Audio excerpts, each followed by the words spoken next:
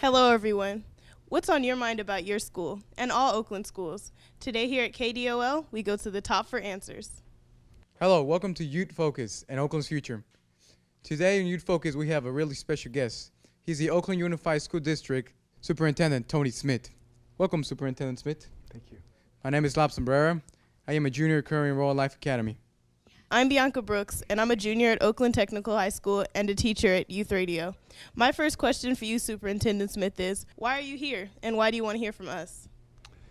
Well, first of all, thank you for having me. Thank you for the invitation. It's great to be here. And when I was interviewing for the job about 2.5 years ago, it was actually at Tech, and students were moderating the panel and the questions.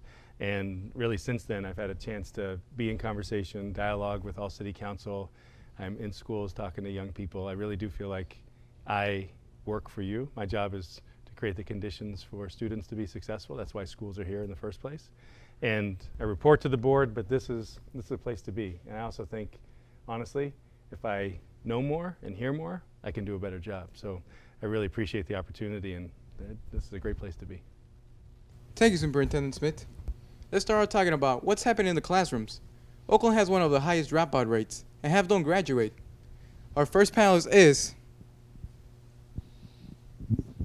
My name is Stephen Vance. I'm a senior at McClymonds High School and president of All City Council. Is it possible to have classes that are focused on academic rehabilitation, specifically for academically at-risk students? I think it's critical. I think it's essential that we accelerate achievement and prepare all of the young people and students for high school. I think part of the dropout rate that we're seeing is we have many of the kids who are performing at or above grade level in elementary school. Many of those kids aren't choosing Oakland middle schools, and then many of those kids that are actually at grade level aren't choosing Oakland high school. So we've got to do a much better job being ready for kids who are coming in not ready to be successful academically at 9th grade. Some of the work we've done this year is investing more in the strategic literacy work and kind of expanding the coaching for students who are behind in their reading, but also more content support. And I think some of the work around Cyber High and some other pieces, we've got some acceleration opportunities and remediation. We've just got to do a much better job, period, about creating support for kids in high school. And that's, if we're serious about having a better and healthier Oakland, we got to do a better job in high school. Thank you, Superintendent Smith, and thank you, Stephen. We'll now hear from our next panelist, Callan. Hi, my name is Callan Porter-Romero, and I'm a senior at Oakland Tech High School. At the Engineering Academy at my high school, students must take a math entrance exam in order to be qualified. Most of the students accepted are predominantly white and Asian. Instead of discouraging students of color from applying for the program, how can the district better prepare the students so they have a chance at these academies? I think it connects to the previous question. I mean, we've got to do a much better job preparing students, at least by 5th grade, and thinking about a middle school plan so that you're on track for high school graduation, not you get to high school and then start looking around, what am I going to take? So we need to do a better job communicating with families and have students know and understand that they should be working hard in middle school, particularly around mathematics if you're talking about engineering.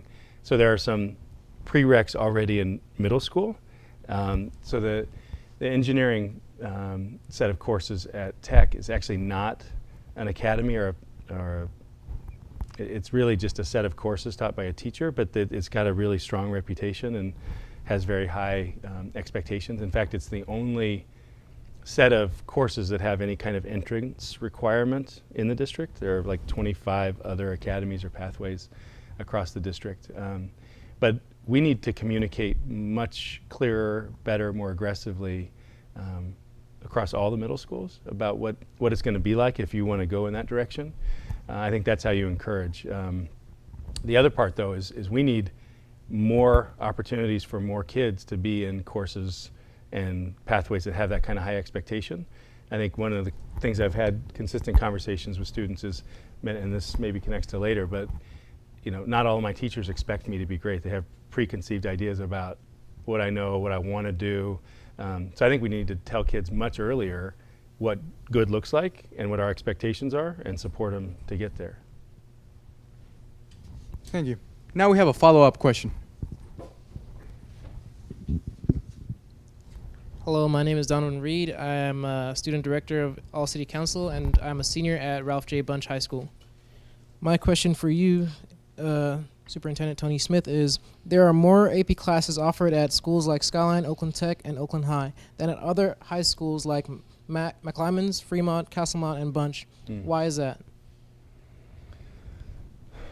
So some of it is just about scale, the number of students who are at a school, and so the ability to offer multiple courses. So if it's driven by enrollment, and if you have too few students who are seeking a particular course, in fact AP in this case, that there's not enough students to pay for those courses. So we have a scale question, but I also think we have an equity issue, right? So how, when students are going to a certain school, they should have access to high quality curriculum across the board. It shouldn't be, if I got into this school, chances of going on to college or being successful go way up, and if I'm at this school, they go down.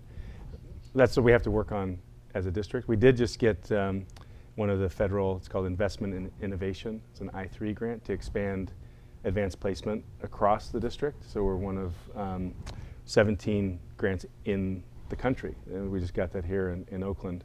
But I do think it's a major issue, and in particular, the redesign of Fremont High School and Castlemont, where kind of the scale, the schools were too tiny to actually have broad curricular offerings.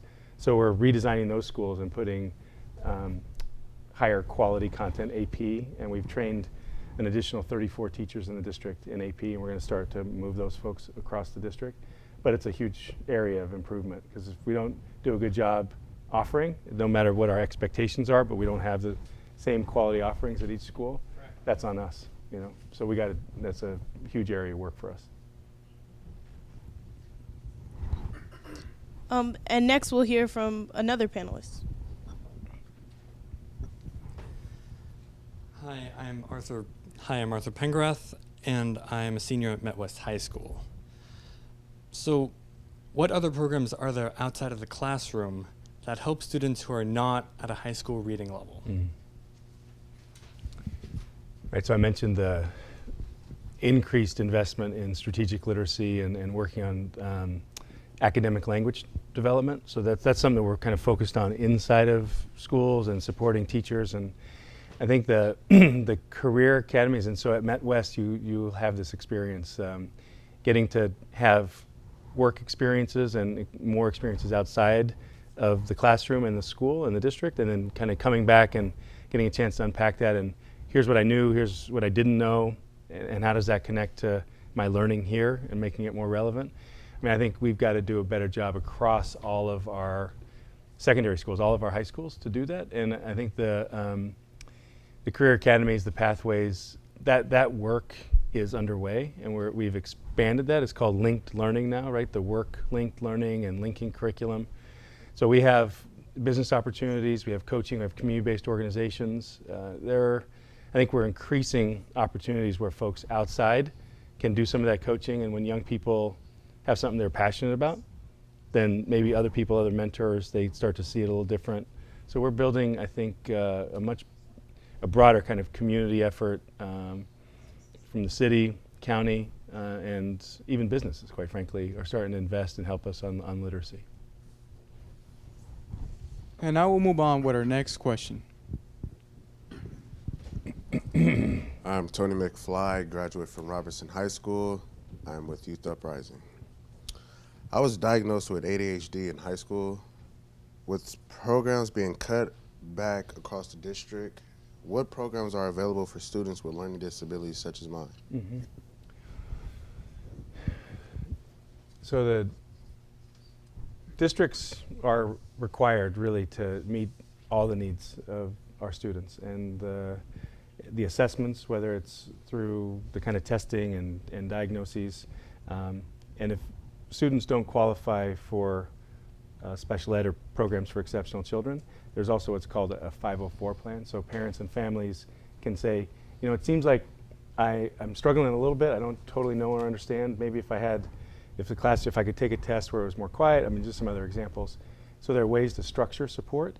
We're required and expected to give students what they need in order to be successful.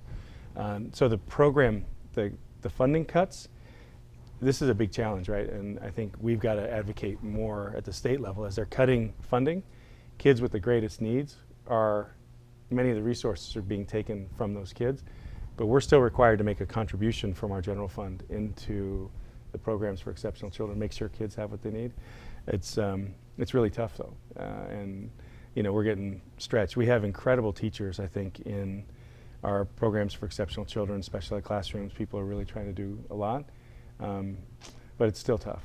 So the testing, the conversations, and being clear that you have a need, and having parents or caregivers advocate and raise it with principals or teachers. So I mean, that's something we still got to do. We got to figure out when kids have needs, we need to know about them. And now we're going to Donovan. We now have some questions from students on Oakland campuses. Here's Gloria Mejia, a senior at the Media Academy at Fremont High School. She wants to ask you about the reorganization at Fremont High. Do students really have a say in how Fremont will be reorganized, and what are the plans for the career academies? So students will definitely be included. Up to the beginning of this school year, there were questions and decision making about the planning process, and teachers were reaching out to students, but now we're still in the process, right, of designing what exactly the pathways are going to look like. One of the academies got certified, and we're going to continue to build out, and I think Mandela is looking for certification next year. It's important that those career academies and those pathways remain really intact as the school becomes a single campus again, but sharing, and this kind of goes back to the program offering, so that there's more ability for more kids to have access to classes. So that's kind of why we're bringing those campuses back together. But students absolutely need to be included and continue to be included in that conversation. Superintendent, our next question will be based on teachers. My name is Bella Montoya. I'm the student director of All City Council, and I'm a senior at Midwest High School. Superintendent, many students feel like they have two good teachers but not learning enough from others. Some students say they don't see the point of coming to school when some teachers just babysit them. Why do we have teachers who don't care about teaching us anything? It's a great question, Bella. And this is, I think, right at the heart of a lot of the conversations about making Oakland Unified a great district and how students are involved in giving feedback about what teacher effectiveness looks like. I think we really have to define that and have a common expectation across the city of Oakland about what good teaching and what effective teaching really looks like. I would say that in my conversations, I'll talk with some students and they say, this teacher is amazing. Other students say, I don't like that teacher very much. So getting a calibration of what really effective is, I think, is a lot of work. It's not going to be simple. I do think we also have to move towards a time when, you know, seniority has driven a lot of teacher staffing, and just by the longer you're here, you accrue this kind of right to move in the district. And I just think we are at a time when we really need to connect quality teachers with student need, and, you know, protect the union, a professional condition for their work. But I think we really got to have this conversation about quality and effective, and I think young people's feedback needs to be really critical to how we shape that. And we need to prepare young people with the expectation. This is what good looks like. Parents and families need to understand what our common expectations of what good teaching is. I think that needs to be an ongoing conversation. We started that work last year. I think teachers really want there to be some way to talk about what good looks like. But this is critical, that every student deserves a great teacher in every class, every day, all the time, no matter what. And I think that's got to be the city of Oakland. That's got to be our collective mission as a community. Thank you. And regarding that question, I have a follow-up question. Why do more remedial classes have less qualified or subpar teachers a lot of times? So I think that's not always my experience, and some of the I would wonder what you mean. What do you mean by remedial? Like how she said a lot of people feel like they feel like they're being babysat.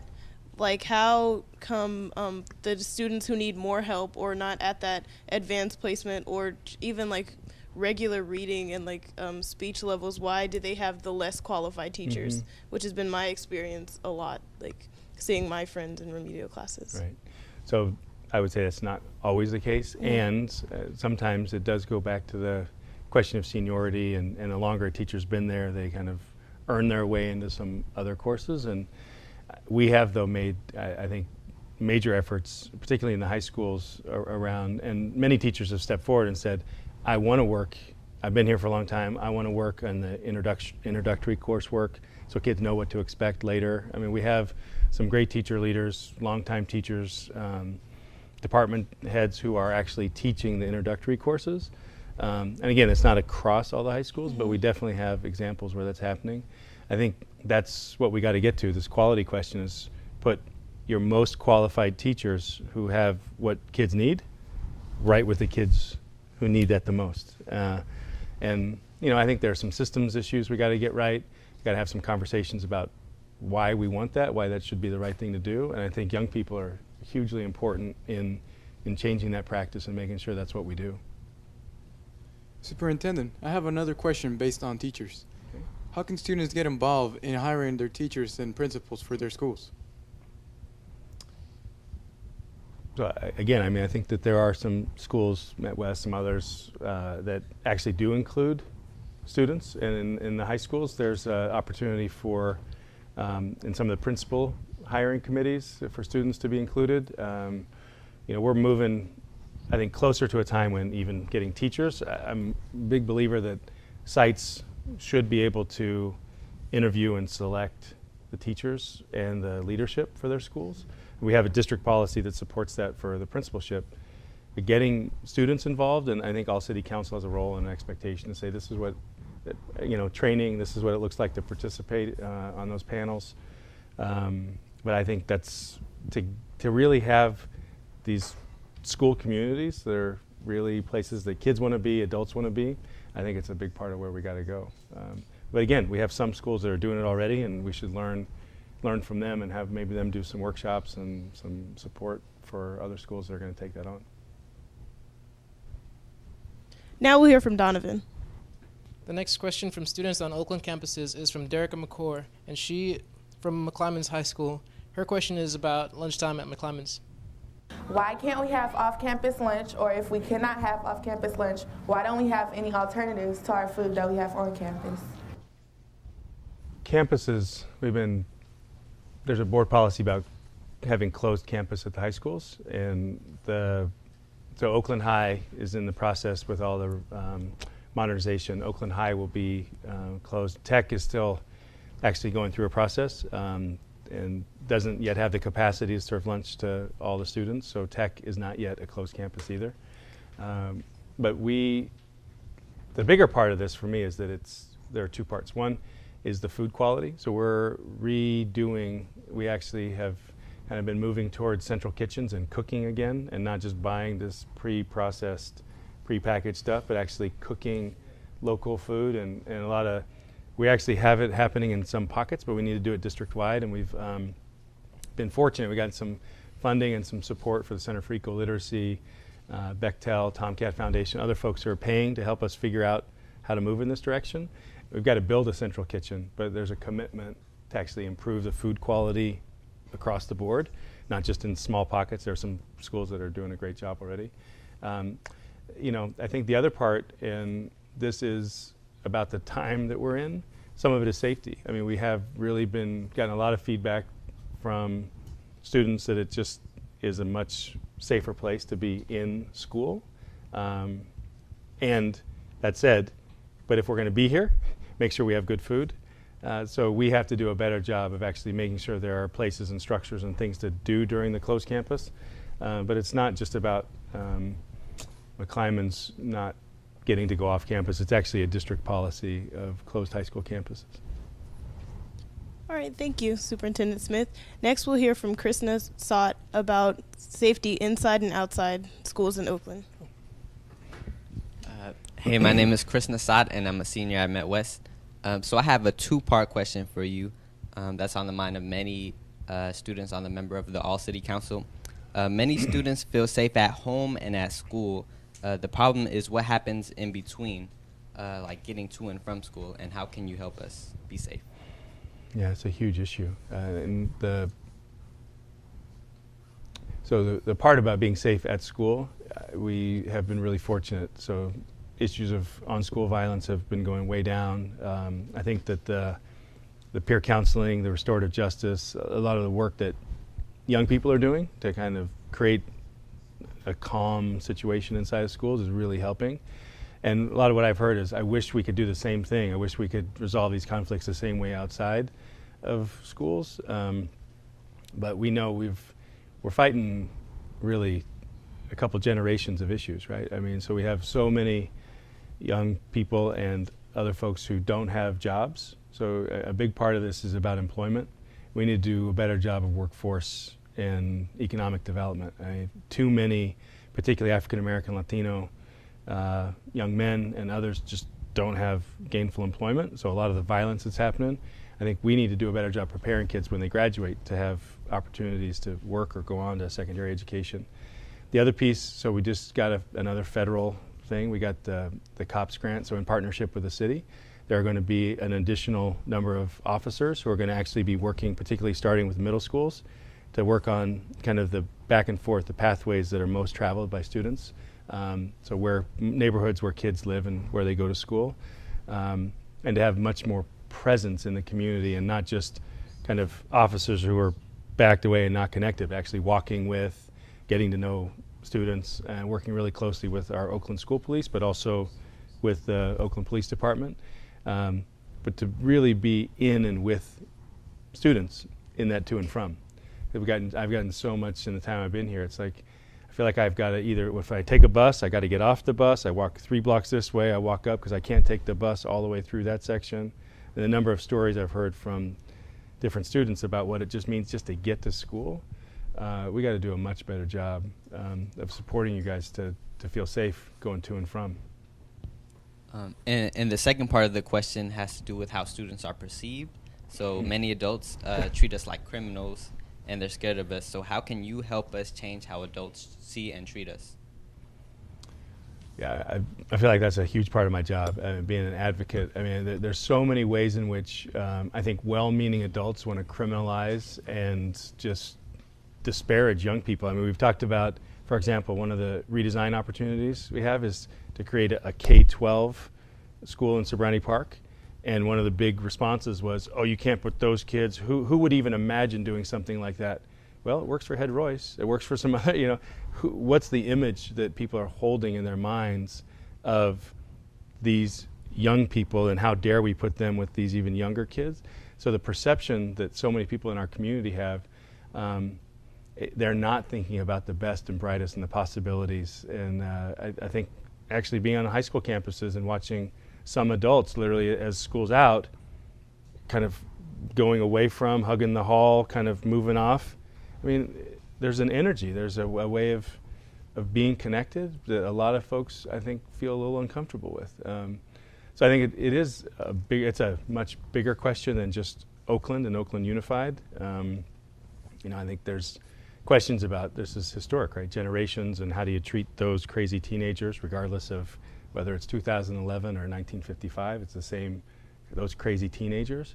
So, but I think it has a much deeper effect now, particularly with the criminalization of youth and the incarceration at such a extraordinary rate of African American, Latino, boys of color. I think people are just fundamentally making assumptions already that these kids are criminals, not I wonder or I'm afraid. They've already decided that they are. But that's all of us. I mean, that's like youth radio and other places. We got to get positive images out there. We got to have different expectations. I think workforce, getting kids doing jobs, internships, getting out in the community. When adults have positive relationships, they're like, no, what are you talking about? I know this kid. A lot of it is about the relationship and personalizing. Sometimes you're afraid of what you don't know or understand. And So I think we just got to do a better job connecting young people. We have a generational gap and a lack of connectivity. There's a lot in that, man. I think that's a huge question. I think we should have like a panel and get into that together. And for the next question, we go back to Tony. Many students are absent from school because of problems at home. Whose job is it to check on why kids are absent and help with their families? Whose job is it? I mean, I feel like it's everybody's job. Specifically, we're trying to create the full-service community school district. We're trying to say that the organization, the public school organization, needs to be responsible for every kid all the time, make sure that they have access to or coming to school. I mean, what we know, if students are missing 10% or more, so in 180 days, if you miss 18 days or more, the likelihood of your long-term academic success plummets. So we've got to be paying deep attention to when kids are there and when they're not. So we have, counselors, we have office staff who are calling. We don't have enough people, though, to call everybody. We have auto dialers. We got to do a better job, though, figuring out how to make those connections with young people and families so that people are calling and saying, I can't make it, but also we've got to do more, got to be calling. I think it's our job, but I also think it's the community's job, because not all kids who aren't in school are truant, and there are some kids who are working and have to do other jobs. I mean, we need to understand what's going on for those students who aren't coming, and that's why I think the health centers are so critical. Some of the counseling and the youth centers and the health services connected to them. We just got to do a better job understanding what's going on, and I think some of that is the counseling, some of that is the calling, but also just we got to do a better job peer-to-peer, too. I mean, I think y'all need to be talking, saying, if you're not coming, why aren't you coming? You need to be coming to school. So, a lot in that one, too. Thank you, Superintendent Smith. And now we will hear from our panelist, Casey. Hi, my name is Casey Stay-Turn, and I am a junior at Oakland High School, and I am also a part of Youth Radio. So we know that you have a plan to create full-service community schools to support students. Does this plan also include all high schools, big and small? And does this mean that all high schools will have youth and health centers? So Oakland High I was just there in the blood drive. Did you go to the blood drive? Yeah. So down in the health clinic, which was in Shop 55, been totally remodeled. It's beautiful. But that idea and building those out across all the high schools and having health services and clinics, that is the aspiration, both big and small, for large schools and small high schools. And sometimes they won't necessarily be the kind of built-out facility, but we'll have other support providers and community-based organizations, county health services connected to some of the smaller schools. But as we build out and build new facilities, we're definitely doing that. It's essential to me that we talk about the social, emotional, and physical health as much as we're talking about academic performance, that a lot of those other factors actually make it more or less likely that you're connecting to the content. And I think we've taken huge steps already. We'll have more operating full-service clinics than pretty much any other district in the country. So yeah, this is about all the schools. This isn't just for a few. This is for everybody. All right, thank you, Superintendent Smith. Now let's hear from Donovan. And we have one more question from students on Oakland campuses. This one comes from Castlemont High School. This student's name is Tiana Boudreau. And her question is about outside activities and her college application. And I want to know, where's the extracurricular activities at to put on my college application? So this is also, there's a scale part of this. I mean, some of the larger schools have more capacity to have more extracurricular activities. And I would say we've done a good job with outreach to community-based organizations. So we're building some of the after-school programs, which I'd say are interestingly stronger in the elementary schools. We have a pretty broad range of offerings. We got to do a better job expanding. But at Castlemont, I mean, with Youth Uprising next door, there are lots of ways to get plugged into extracurricular activities. And I think, again, how much we're communicating about what's available, the disconnect between opportunities and young people who need them. So we got a long way to go to actually communicate. Here are some things you can do. How do we do that? You know, how often? Until just recently, Youth Uprising sitting right next to Castlemont. It's a nice kind of wrought iron fence, but it could have been like concrete. I mean, the amount of time and energy, how much access kids were getting to Youth Uprising, I think it's increasing now.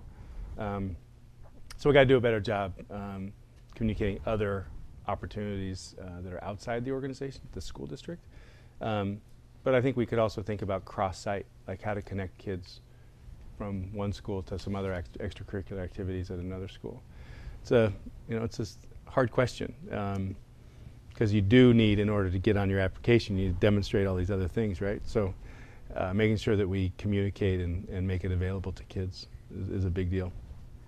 Thank you, Superintendent. And now for our last question, we go back to Bella. Superintendent, how can we work together to change the way the state of California funds education so Oakland schools and students could get the resources they need to have a quality education? I think we have to work together, and we have to make really public what's happened to public education. So the cuts and the way California funds public schools is, I think, nothing short of criminal. I think the way that there's a great documentary a few years ago called First to Worst. California led the country in terms of offering integrated curriculum, all the things that we kind of aspire to as a vision, California used to do. But I really believe the more diverse California has become, now approaching 50% of the students in public schools are Latino. We're still now a majority of color state in terms of public schools.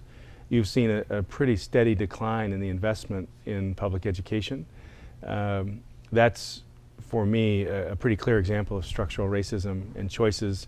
And you still have a legislative structure that has people advocating for their own individual interests in areas. As different than, I think, education, food, and energy are three areas of the common good. And I think we need to organize really aggressively to say, what is the future of California if we don't invest in California's children? And I think we see what's going to happen. California has 1 in 5 children of color in public education in the country, 1 in 8 total public education children. So if we don't invest in California, we're setting the country up for failure. So we have to get educated, get active, and organize. I mean, obviously we've been to Sacramento so much.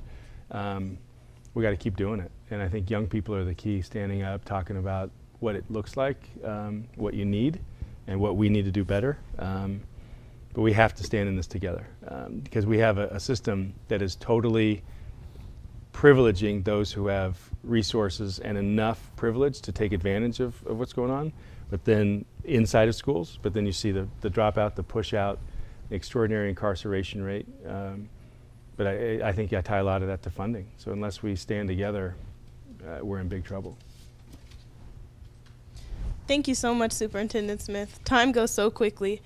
Thank you for all your thoughts and for listening to us. Are there any... Can I ask one question? Oh, well, are there any final thoughts you'd like to share with us? Yeah, I just was going to say, I thought so.